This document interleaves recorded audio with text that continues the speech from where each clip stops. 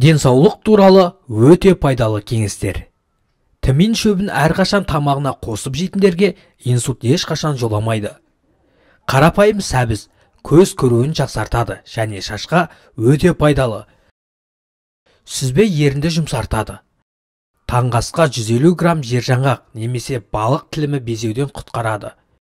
Банан қол терісінің құрғақтығына қарсы ем.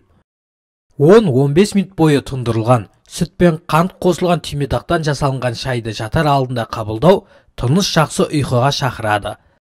Балғын таңқурай масайрауды басады. Кішкентай балалар ішіндегі шаншумен түйіп ауру жылы арақпен ішті жеңіл сипағанда кетеді. Мейрам отырысынан кейінгі күні пияз сорпасы жақсы көмек береді.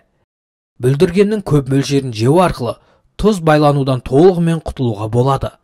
Қаназдық кезінде аздап қуырылған фундук жаңғағының ортасын тамақпен бірге қолданған жөн. Басты жуғаннан соң бірден шашты тарау шаштың түсуіне әкеледі.